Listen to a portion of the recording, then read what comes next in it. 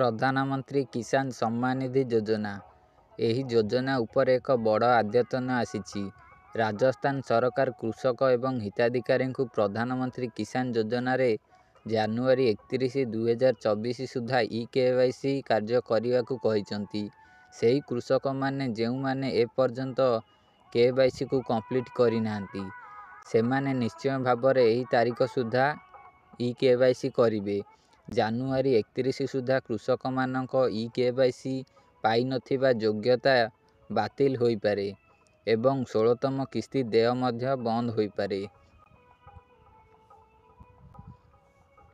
ପ୍ରଧାନମନ୍ତ୍ରୀ କିଷାନ ସମ୍ମାନ ନିଧି ଯୋଜନା ଅଧୀନରେ ଏହି ଯୋଜନାରୁ ବଞ୍ଚିତ ପରିବାରବର୍ଗଙ୍କୁ ସୁବିଧା ଯୋଗାଇବା ପାଇଁ ପ୍ରତ୍ୟେକ ଗ୍ରାମ ପଞ୍ଚାୟତ ମୁଖ୍ୟାଳୟରେ ବିକାଶ ଭରତ ସଂକଳ୍ପ ଯାତ୍ରା ପାଇଁ ସ୍ୱତନ୍ତ୍ର ଶିବିର ଆୟୋଜନ କରାଯାଇଛି। ଯେଉଁମାନେ ପୋର୍ଟାଲରେ ପଞ୍ଜୀକୃତ ହୋଇନାହାନ୍ତି, ସେମାନେ ଇ-ମିତ୍ରା କିମ୍ବା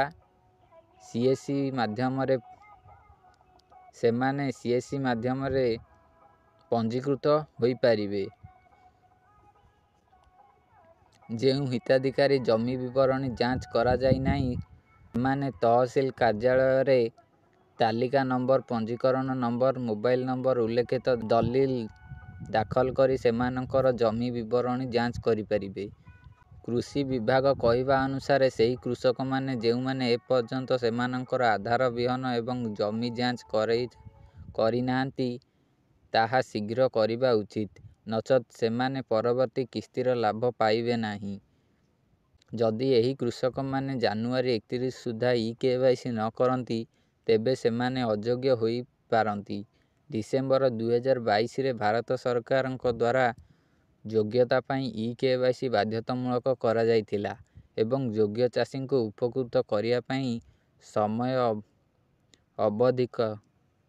ଅବଧି କ୍ରମାଗତ ଭାବରେ ବୃଦ୍ଧି କରାଯାଇଛି।